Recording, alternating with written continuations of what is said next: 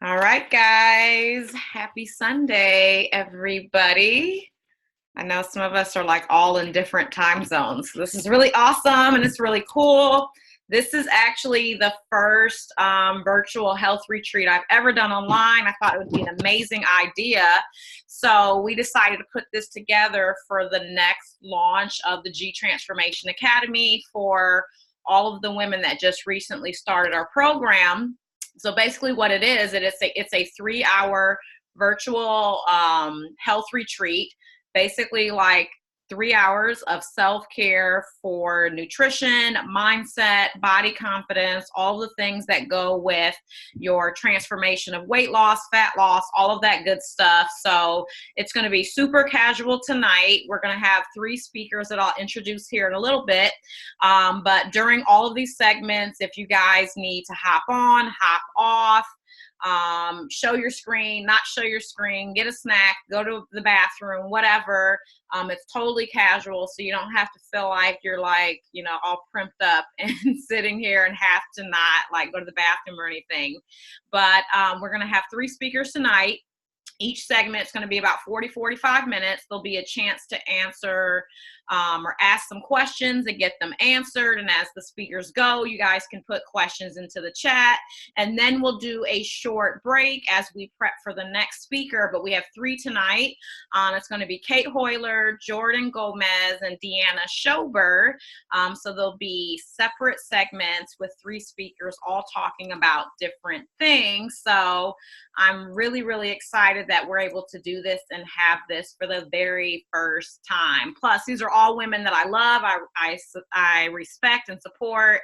So when they were all like, yes, I definitely want to be a part of this, I was like, yes. So, but tonight our first speaker up is going to be Cait Hoyler. A lot of you guys know her. Her Instagram page is evolving.with.Cait.Hoyler. So most of you guys are following her who are already in G Transformation Academy. Some of you guys are being coached by her, but she's been a nurse for over 5 years. She's been coaching clients on macro-based nutrition programs with a flexible mindset for the past couple years. And her background is she's tried like all of the different types of diets out there. She went through her own transformation and was looking for something that was sustainable, where she could actually eat the food that she loves and make it last forever, versus all in, do some crazy stuff, eat the food that you don't like to eat, then hop out, then be back on that, bandwagon or that hamster wheel cycle over and over and over again. And she found a way to basically combine science and nutrition to be able to take control of her food choices, which ultimately gave her the body transformation that she was looking for. So tonight, she's going to be sharing one of her areas of expertise, which if you guys follow her on Instagram is meal prep, easy meal prep, snacks, making food fun, where there's lots of variety. So it's not like, oh my God, I'm on this diet, but she makes it so fun and she educates it or brings education into the meal prep so people know how to make things and why they're actually eating it, so they're empowered with making these choices moving forward. So I'm going to go ahead and give it over to Cait, and then she's going to talk to you guys about easy meal prep. All right. Hi, guys.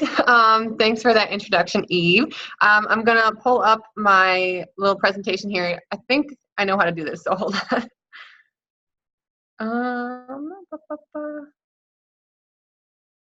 Maybe.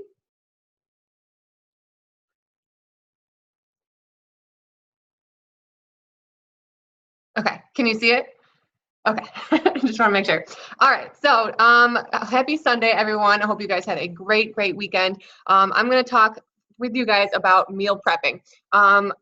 First off, Eve and I are so glad that you're able to attend here today. And if not, if you're rewatching it later, just comment, say hi, say how you're doing. And we're excited to have you guys here.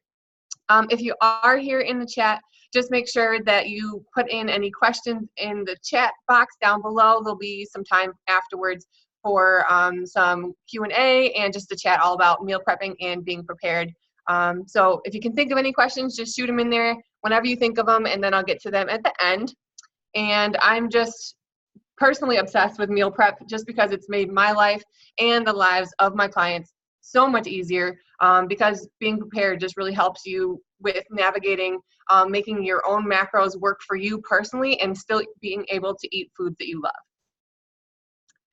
So first off, let's talk about why meal prep. So number one, it saves money. It reduces food waste, saves money on buying out multiple times per week. Oh, sorry. And buying and cooking in bulk saves you money. Let me just scooch this for a second. Can I do this?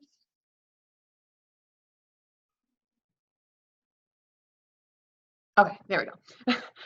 And it also saves calories and macros. Eating out at restaurants adds up so quickly in fats in particular that doing so multiple times per day can really blow your macros. And we also tend to make healthier choices when we have it prepped. So I'm all for convenience and, hitting up the drive-through or Panera or Chipotle or something that's sort of healthy if we're stuck, if we don't have something prepped, or if our week just isn't going as planned, and that's totally okay. I'm all for that too, but really making sure that you are prepped with your meals can help so much with preventing having to go over your fat macros, just because a lot of restaurants tend to add on the fats by like oils, mayonnaise, pesto, all that kind of stuff. It adds up really, really quickly in fats. And again, fats aren't bad, as we all know, but when we're following macros, we do have a specific fat macro that we do have to reach. It also helps us understand what's actually in our foods and what normal portion sizes are by physically going through the motions of weighing our food out. Before I started tracking macros, I had no idea what a portion size was. And I always thought it was funny on the back of, on the nutrition labels, it says what a normal portion size is. And I'm like, I have no idea what this even means. But when you take the time to physically do it on your scale at home, you feel so much more comfortable and connected with your food because you understand what a normal portion size is. And then that way, when you go out to restaurants, you're able to say, okay, that piece of chicken maybe is like double a portion size that I normally eat, or that baked potato is double or triple the normal I should be eating. So it just helps you figure out normal portion sizes. And it also saves time. Like I was talking about the drive-through on the multiple times coming home from work, I would be like, I'm not cooking anything. I don't want to cook anything. But having foods at home, not necessarily meal prepped, but maybe just prepped in bulk, can be really, really helpful. And I'll talk about that later. Where to find ideas or inspiration. I talk about this all the time on my Instagram because I get so many ideas from Pinterest and Instagram. Sometimes I hate Pinterest because it can promote like a negative relationship with food, but as long as you have your own macros and you can just go into Pinterest and type in things to get meal ideas. And then when you get those ideas, you can take them and manipulate them to make sure that they fit your macros. So things like, also, even though Instagram is not a search engine, you can go into the search part of it and type in all of these hashtags. So meal prep Sunday, meal prep ideas, meal prep protein, macro meal prep snacks, flexible dieting meal prep, easy meal prep on a budget, meal prep breakfast, meal prep lunch, meal prep dinner, meal prep ideas, meal prep tips, meal prep for two. You get the idea. There's tons and tons and tons of stuff that you can look up. And so I never took advantage of this before I started doing my own meal preps, but there's so many resources out there. And you can just take those ideas and, again, make them for your own macros. I do want to say I create most of my meals for 5 days per week, Monday through Friday. But I want to put it out there to look on foodsafety.gov to make sure that you're not making anything that's unsafe to be for that long. Most of the time, sometimes I'll freeze my last meal and take it out on Thursday night and make sure it's thawed for Friday. But sometimes I don't, but legally I have to say most meats are about 4 days, safe for 4 days. So just check that out. Make sure that you take a look at that. And then first things first, let's talk about containers. I have containers like the little black ones. I don't have the separator ones though. I don't particularly like those. So play around with them. They're pretty cheap actually on Amazon.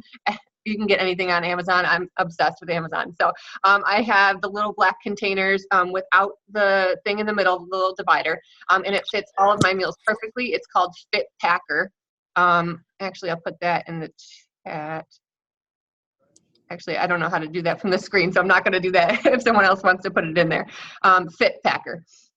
But then I actually just switched over to the glass ones, just because, when you reheat things, if you're taking from plastic, it's not the best situation for your health overall. So just on my own personal journey, I've been trying to use more glass. I thought they were going to be more expensive than they were. I got 8 glass containers for about $35, which is not bad at all, and they're really big. And then lastly, a food scale. There's tons of food scales out there. I use this one over here, the Oziri. I really like the Oziri one. I was going to show mine, but I've used it so many times that the buttons are like worn off and gross. So I'm not going to show that, but there's tons of them. If you just go to Amazon and you just type in food scale, anyone will do. This one I think was $14, super cheap, and it lasts for a very long time. It's lasted for over 2 years now. And when you're looking for a food scale, you just want to make sure it has ounces, grams. Some of them have milliliters, but mostly ounces and grams. A cooler and a lunchbox. As you guys know, Eve and I did a lunchbox challenge recently. I'm always a proponent of Team Lunchbox because just being prepared, like I always say, it helps so much with staying on track and eating foods that you like. I'll talk more about this later, but one of my clients today said that she was going to a barbecue and she didn't want to waste 17 grams of carbs on barbecue sauce that was made with the chicken that she was going to. So she was bringing her own. So just having that kind of stuff, bringing stuff with you can help save you macros on things you really don't even want to waste macros on. There are a bunch of different lunch boxes out there. I used to be obsessed with 6-pack bags, the ones over to the right. They have tons of different kinds too. They have backpacks, briefcase, duffel bags. They have huge ones. They have really small ones, all different kinds. And they're really insulated and very, very nice. Or just a regular non-fancy one. I got one gifted to me from my brother that I've been using for the last 2 years. I think he got it from Target for $14 or $10, something like that. Super cheap. Doesn't need to be fancy. I thought the one to the left, the little hangry guy, was funny because if you ask my husband, if I don't eat every few hours, I get very hangry. Yeah, you guys do. Extras. So these aren't necessary, but the little egg cooker over here, I got this from Target, I think 2 years ago, and I love it. Whenever I make breakfast sandwiches for meal prep, I'll use this thing and I just pour egg whites in it from the carton, and you just microwave it, I think, for 90 seconds. And it's the perfect size for a little sandwich on an egg McMuffin that you could make at home. I think that one was $9, super cheap. Also, I'm sure you could get it on Amazon too. Ziploc baggies can go with the regular plastic baggies, or use something a bit more reusable, like these ones over here, again from Amazon. I don't have these yet, but something that I want to eventually get into. Right now, I just use regular plastic baggies. Sometimes if you have old stuff from takeout containers, sometimes I'll use that. Just use what you have in the beginning. It doesn't have to be fancy. It just has to, get you there. And water bottles. I can't even tell you how many water bottles I've bought in my entire life. I think Kevin has made fun of me about 400 million times because every time we go to Target or anywhere, if we're traveling, I always have to buy a new one just because I'm obsessed with them. But most people think of meal prep only with their foods, but you want to make sure that you're also getting adequate hydration. Make sure you're doing at least half of your body weight in ounces of water per day, and certainly more if you're exercising. Okay, so let's talk about how many meals per day. Spreading them out to at least 3 can help divide your total macros throughout the day, but more frequent smaller meals may help you not feel as full depending on your macros. Some people like larger meals, some people like smaller meals. It just depends on what you like. There is no specific right amount of meals. And a lot of times when people feel like they have to eat 6 small meals a day, they really, they don't like it, and it kind of makes them feel like it's a chore to eat that much food throughout the day. So just find what works for you and run with that. I made this thing, over in the corner here, creating the skeleton of your meals. And so what I typically recommend is choosing a fat source, a carb source, and a protein source for your 3 main meals throughout the day. So for breakfast, you could do 2 eggs, 2 peppers, onions, and potatoes. And then lunch, you could do ground turkey, quinoa, and asparagus. And dinner, you could do like a flatbread pizza with chicken and some veggies and maybe some cheese. And then put those in your MyFitnessPal. And then what I do is go back in and say, okay, how many macros do I have left over? And then I'll add in some more fun things like certain sauces, or maybe a snack at night if I want to add in like two Oreos or something into my nightly yogurt bowl, that type of stuff. So I try to make the skeleton of my meals to make it a little bit easier and figure out where I can go through and add in some extra fun stuff while making sure I hit the major macros for my meals. Excuse me.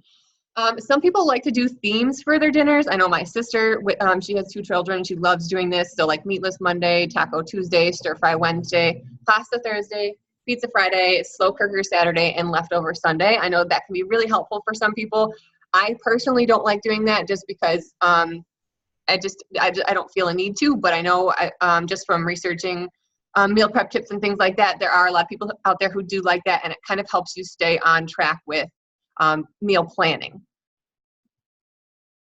Do all meals need to be the same? So not necessarily. That's the greatest thing about macros. So I wanted to just throw this in here really quick. I know I had talked about making your 3 main meals, but sometimes you don't have to have exactly the same amount of fats, carbs, and proteins for each of your 3 main meals, as long as you get your total macros in for the day. But dividing it into those 3 or 4 separate meals in the beginning can be really helpful so that you have a goal point to reach when you're trying to initially figure out what your meals should be for the week. Copying someone else's meals isn't always helpful just because you don't know their exact macros, but like I said, we can always use other people's meals as inspiration to take into our own macros.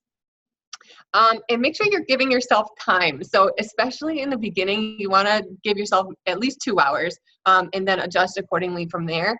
Most of my meal preps now take about 45 minutes just because I know the meals that I normally go to. I know the things that I eat frequently. I know like what I get grocery shopping. So the actual meal prepping itself takes about 45 minutes. But I know some people, if they make more meals, it will obviously take a little bit longer. So just give yourself time to meal prep and schedule it in, because a lot of times we'll say, oh, we'll meal prep on Sunday, but then we have X, Y, and Z going on. And especially if you have kids and they have games and like they have things going on and places to be, it's really hard to be like, okay, I'm going to take 2 hours out of my day, even though I didn't plan for it, and do this meal prep. So make sure you're really planning time for it, scheduling it in like a meeting.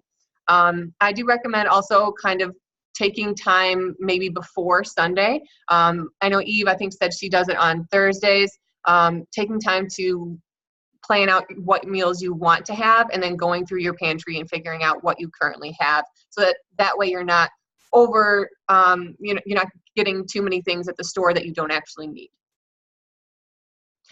Time for shopping. All right, so after you assess your current pantry and fridge, make a list of what you'll need either in your notes app. That's what I like to use on my phone, or these cute little grocery lists. I know when I was like first starting out, I was obsessed with all the grocery lists. I would like print out all these different ones and put them in my planner. But for me personally, just doing it on my notes app is a lot easier for me. And then just writing down and figuring out what you actually need for the meals that you're going to be planning.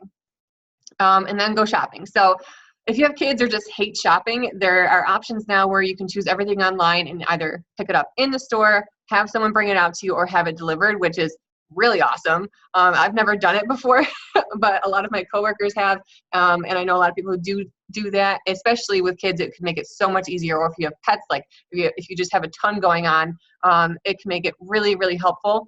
The only thing I don't like about it is that someone else picks your produce. So if you are picky about your produce, and you like to do it yourself, then I would maybe do that, or even just do the bulk of your shopping through the online app, and then on another day go and pick out your own produce, or even like go to a farmer's market on the weekends or something like that to do the produce that you want to do. Or if you're not picky and you're okay with someone else picking it, then go ahead and do that.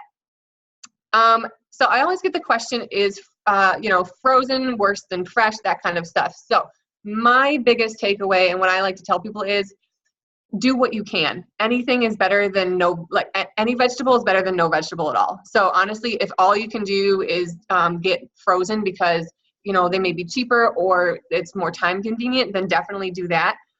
So I had seen something on Eve's stuff recently about fresh, then frozen, then canned. So fresh is obviously best, and then frozen, and then canned. But do what you can do, because like I said, if even if it's frozen or canned, it's better than none at all. A lot of times I'll get those frozen veggies, and I have pictures of it later, that you can just throw in the microwave and make a super simple meal prep with those frozen veggies, like frozen sweet potatoes or frozen regular potatoes, frozen chicken strips, and then like some sort of fats like guacamole, avocado, or olive oil, something like that, to make it super simple on yourself. So don't feel like you need to get everything fresh. Just do what you can in the beginning while you're getting used to it, so you don't feel so overwhelmed. And then you can, as you're on this journey, you can just always change things, change it up, and evolve, like figure out what works for you and keep moving. Pantry and freezer staples. Okay, so some frozen things that I like to keep on hand personally is frozen fruit. I like to switch it up a little bit. So with my morning oatmeal, I like to have frozen fruit with it.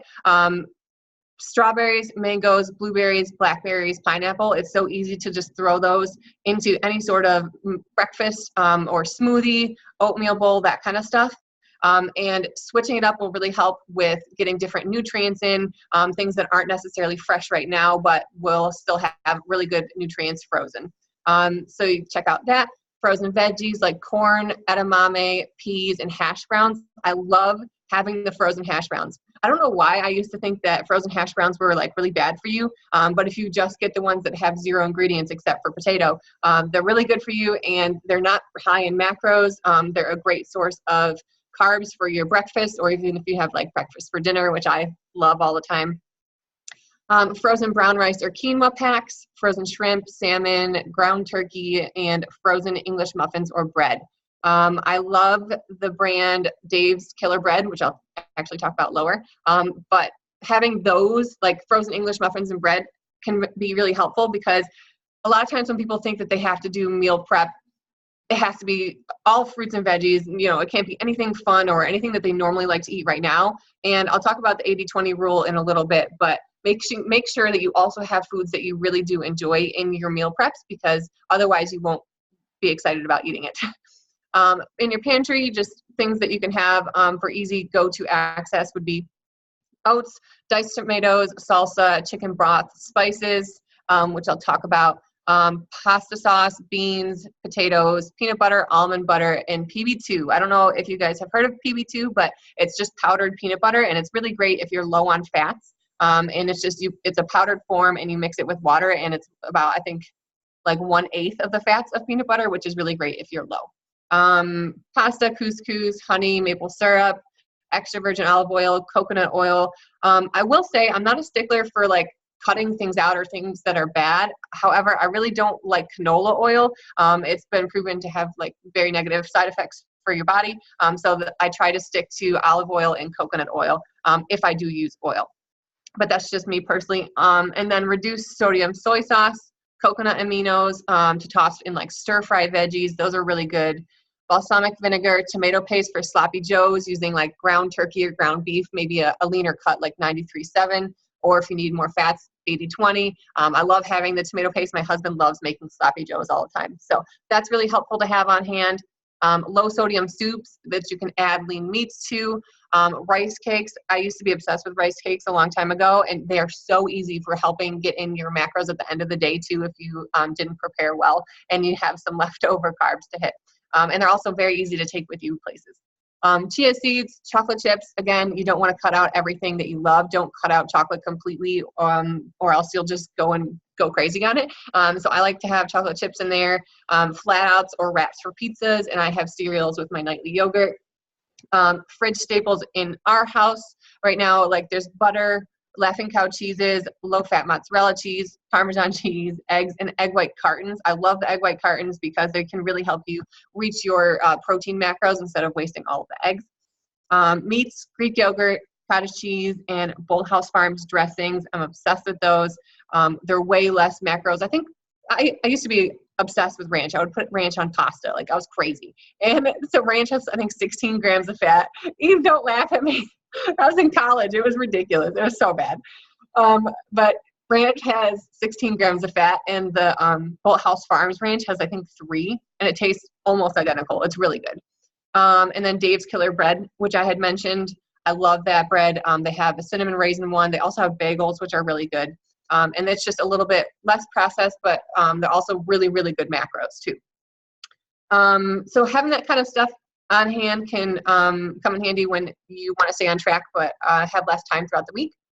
On to shopping. We talked about the oil sprays.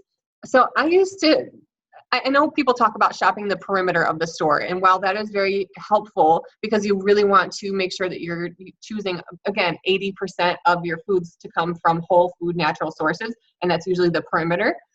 Also make sure that you're not completely foregoing things that you actually like. So in this photo, so like Booty Prebbles, I'll have with my nightly yogurts that I talked about, like G2G bars, those are my good protein bars, things like extra little things that you like that you can fit into your macros and in that 20% range. So again, you want to make sure most of your foods are coming from whole food sources, but you don't want to eat 100% clean if you hate it, because you're not going to stick with macros. You're not going to stick with trying to get healthier if you're just white knuckling it the whole time.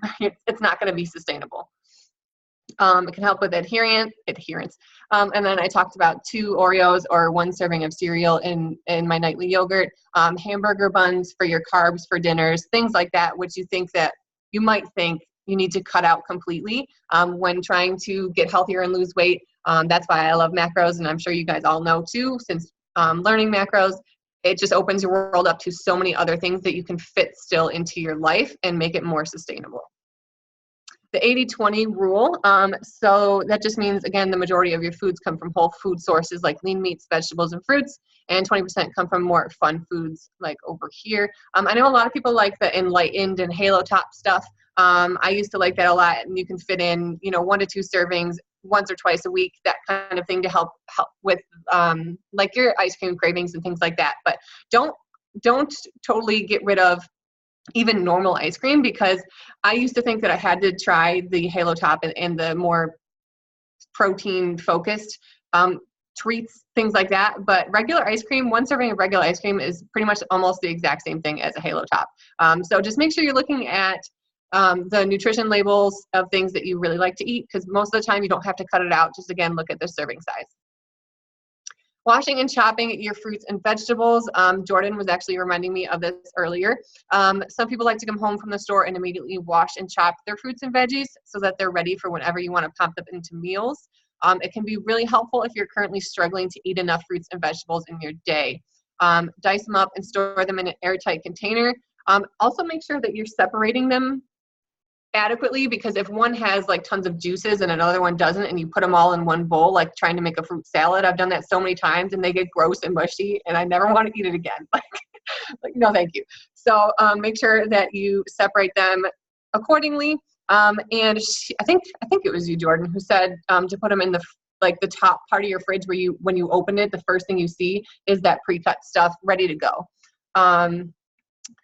Buying pre-chopped. I'm obsessed with pre-chopped stuff because I don't like chopping up my food, and especially if I'm in a hurry, having the pre-cut stuff is really, really helpful. I like using Trader Joe's stuff just because I'm used to that one, and I know the macros on it, that kind of stuff. But you can use any pre-cut stuff. You can find that at any store. I think Aldi's has a bunch also, like pre-cut beans or like green beans and stuff like that. So make sure you check out that if you are short on time. It is nice to just have that and then throw those into your meal preps.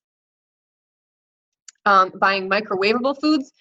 This goes along with the previous slide of knowing thyself. So if you know that you're not going to come home and wash all that stuff while you're in this process of learning how to meal prep, don't set yourself up for failure. Get the steam fresh stuff if you can in the beginning, or if you need to.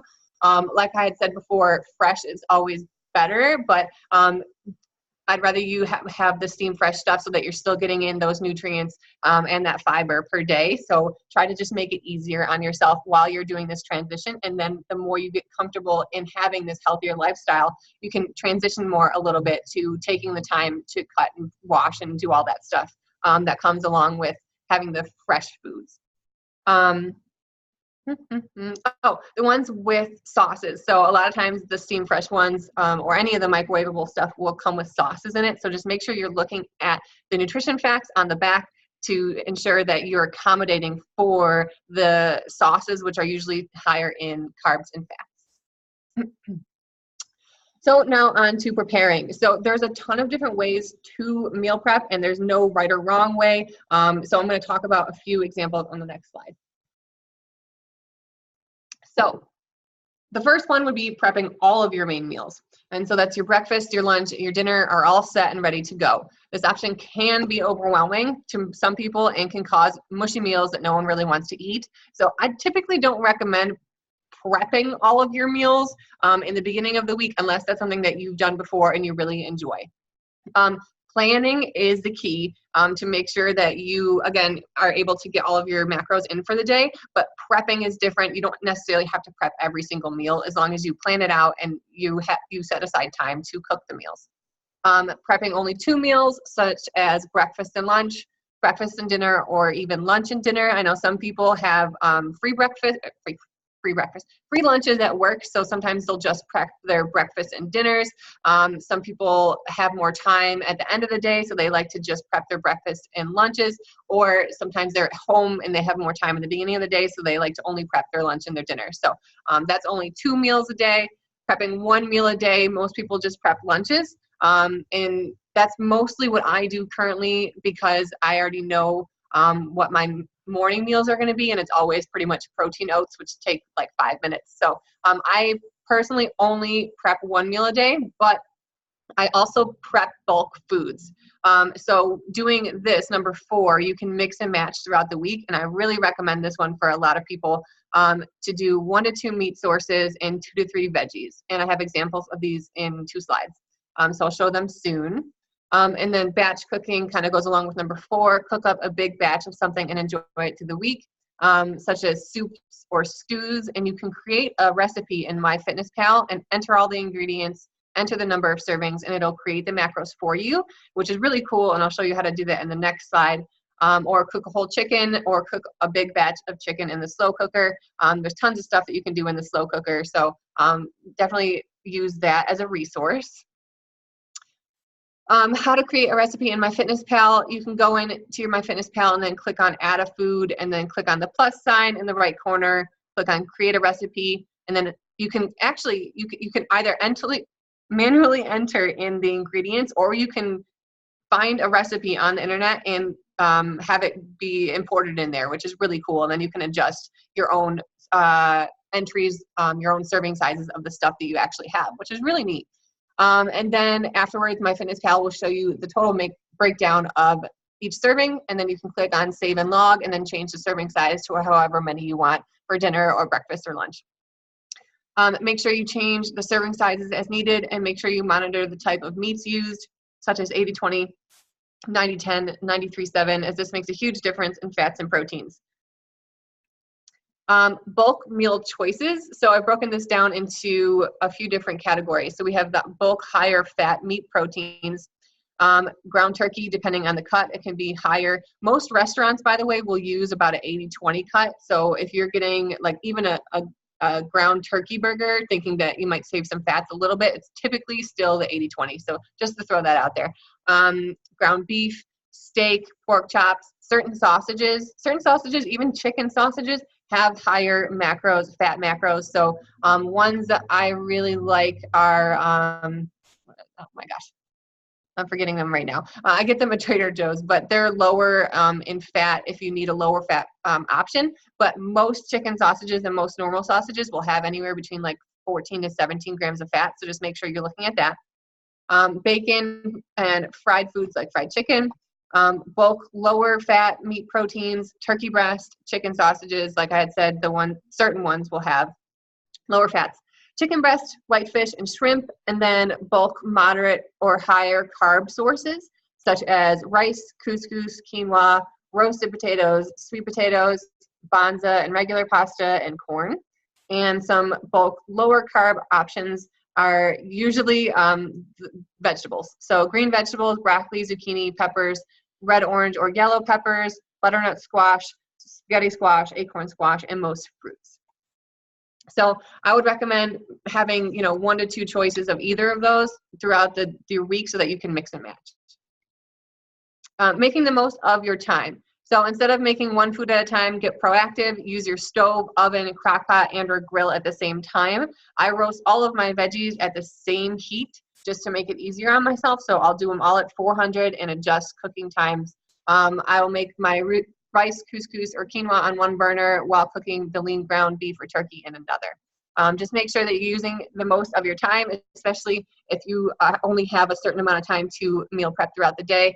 Doing things one at a time can feel overwhelming because then you're just adding hours on hours on doing your meal prep, and it can make you just not enjoy the process at all. Make it fun too. So crank up some music and have your coffee while you're prepping. If you're doing it in the morning, just make it fun. Prep before everyone gets up maybe, or whenever the kids go down for a nap. Bring in a helper. Significant others can be really helpful in even just cutting or chopping foods. Or if your kids are old enough to chop, stuff like that, that can be really helpful. And having your kids involved can make it a learning experience for the whole family too. I know my sister, when I was coaching her, she taught her kids about like serving sizes and stuff like that. So whenever we go out with them, they're like, is that a healthy carb? And, they talk about serving sizes, and it's a really cool thing. But again, know thyself. If you know that you'll get overwhelmed having more people in the kitchen, just make it a solo mission and just get in there, get focused, and get it done. Okay, so now we're going to go through and do meal prep mistakes. Oh, wow. Okay, that went fast. Choosing crazy intense recipes with multiple ingredients that you'll never use again. Like I said in the beginning, just choose a fat, carb, and a protein. This is not the time to try out some crazy recipes from Pinterest.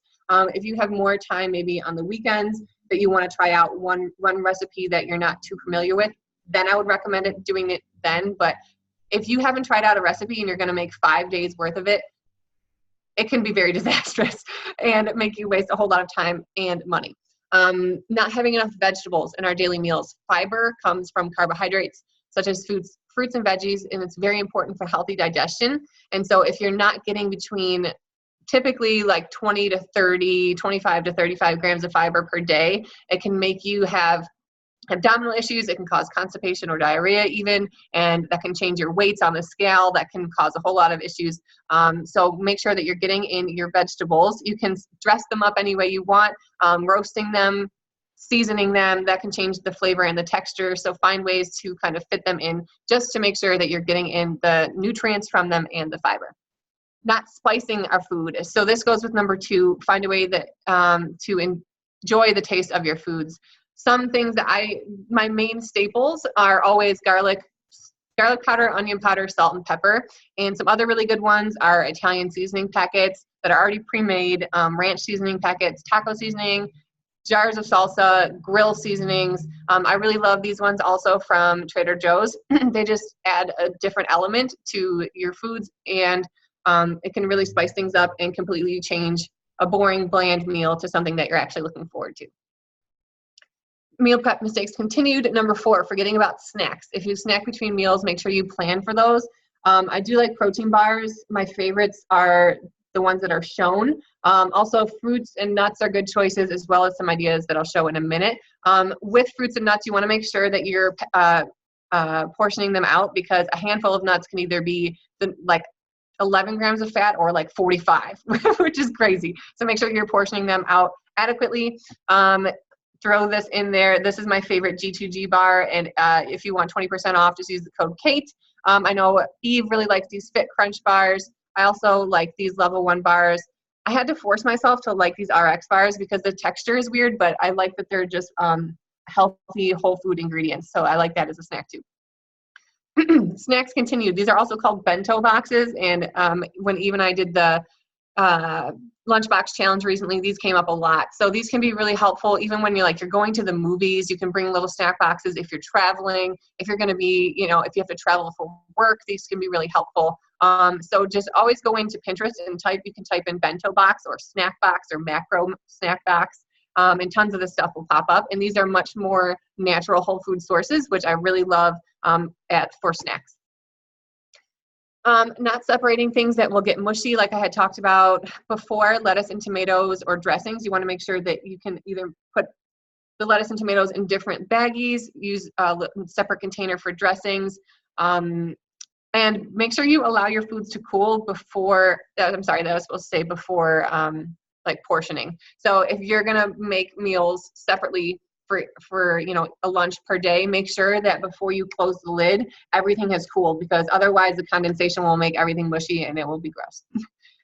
Not having enough color in your meals or variety, which goes along with not having enough vegetables or fruits. A lot of people, so many women come to me and say that maybe fruits aren't good for us because of the sugars and we shouldn't be eating them and things like that. That is absolutely not true. Make sure you're eating your fruits and your vegetables and getting in that fiber and the nutrients. Number 7, trying to recreate cute Pinterest meals such as mason jar salads. I know they're like super big and everything, but I hate them. You can't get the fork in there and then everything's mushy. It's just the worst thing ever. So even though it may look cute online, some things do not pan out in person. So if play around with your meals. If you find something that doesn't work or you don't like the mason jar salads, for me, don't do them. Forgetting about sauces, either pre-made or homemade. These can really spice up any meal, but make sure you account for any added macros that most things will have. So I never worry about having the same protein for 3 or 4 days, because sauces and spices mix things up. Teriyaki and barbecue sauce, lemon, pepper seasoning, chimichurri spice blend, lemon and thyme, basil and garlic, tons of different things that you can do to spice things up and make your meals different, even with having the same proteins. And then not being flexible with your meals and forgetting that food is also fuel, not just for pleasure. So this is why I love the 80-20 rule. Like, for example, having a taco salad, but maybe adding 1 serving of Doritos to it to kind of spice it up. Make sure you're really liking it, and making sure that you're getting the nutrients in from the other foods in the salad. And then not having anything for the weekends. This one is a big problem when it comes to protein. So cooking up 1 to 2 meats later on in the week, like maybe Thursday, can be helpful for throwing things together on the weekends. Adult Lunchables, this came up a lot too when we were talking about the Lunchbox Challenge. Again, also called bento boxes. I think it's a really good idea because, again, it portions out more fun things, like maybe a serving of M&Ms or a serving of chocolate, while you're still getting in all of your other awesome micronutrients. This is just some cheat sheets for you on these easy portion sizes. Again, we would definitely recommend weighing things out versus just like eyeballing or using measuring cups, things like that. We really do recommend the scale while you're getting used to all of the portion sizes. But if you're out somewhere and you have food provided for you, this can be really helpful for figuring out portion sizes. And for these macro cheat sheets, you can just go on Pinterest and type in macro cheat sheet. Same thing on Instagram, and all of these will pop up. So it will give you tons of different ideas for different macros. Raw versus cooked. When we cook our food, we change the weight of it. So dry rice is 42 grams per serving. But when we cook it with water, it will typically almost double in weight. So whatever you measure it as, enter it into MyFitnessPal the same way. So if you do 4 ounces of chicken breast cooked, make sure you're putting cooked at the end of that in MyFitnessPal versus raw. The macros will be different. Or typing in 100 grams of rice cooked or 50 grams of broccoli raw. Just make sure you're putting raw or cooked in there when you're doing MyFitnessPal. This is just a little infographic of the same thing I was just mentioning. Talked about grains. And then also meal prepping when traveling. Having grab-and-go items when traveling will not only help you keep your goals in mind, but also help you save you from hanger, which I talked about earlier. And so things that I like to bring are protein bars, tuna packets, pre-made snack baggies with like diced carrots and peppers and maybe holy guacamole cups, pre-portioned pretzels, protein powders, fruit and yogurts. Easy ways to bump up protein: increase your normal serving sizes of lean meats. If you typically only have 3 ounces, increase it to 5 or 6. Switch up your protein sources. Incorporate protein supplements if necessary. Personally, as a coach, I don't recommend most supplements. About 99% of supplements are not necessary, but having a protein supplement can be helpful with helping you reach your daily needs for your proteins. I always love First Form. I've been using them the last 5 years. When we talked about protein bars already, protein drinks like the Premier Protein, those can be helpful. And then also looking for foods that are already higher in protein, like this Bonza protein is made from chickpeas, which is inherently higher in protein. So that one is already a higher protein pasta. And things like Kodiak cakes, those have 14 grams of protein in them. And you can always also even add in like half of a scoop or 1 scoop of protein to there. And you already knocked out about 45 grams of protein per day for that meal. And then this is just examples of my meal preps. I'm going to go through and look at the chat if I can find it. Let's see. Oh, okay, it's up here. This is confusing. Sorry. Yeah, Eve said she taught herself so much through the hashtag searches. Yes. Honestly, I did not know about that before I started even like meal prepping myself and becoming a coach. There's so many resources out there. So make sure that you're looking in Pinterest and searching for meal prep tips, things like that. Fit Packer, yep. Oh, your son uses the egg cooker. It's so convenient. I also bring it with me sometimes if I'm going on trips. So if I have a microwave in my hotel room, I'll just bring that, and that's a super easy way to get your protein in the morning. The coconut and meat are so good. When creating the recipes in MyFitnessPal, do you log the meat cooked or raw? It's a good question. So again, I'll just go through and I'll type in whatever I use. So most of the time my meats are always cooked. So I'll always put in whatever it is cooked. And then the carbs, I'll usually do or dry. And then Eve, if you have any other thing to say about that, that's what I typically do. The lower fat sausages at TJ's is their store brand. Okay. Yeah, air fryers. So that's the one thing I do not have. Everyone talks about air fryers, and I am so behind the times on this because I hate doing all the dishes. And everyone talks about hot saves on dishes. The everything but the bagel seasoning is the bomb. So good. Microwave the Fit Crunch for 8 to 10 seconds. Spoon. That sounds amazing. You have to pour the mason jars into another bowl. Yeah, and that's just another thing you have to do. It's like I ain't got time for that. Yeah, okay, so I think I got all the questions. If you have any other ones, just let me know. But Eve, if you have anything else to say about meal prepping,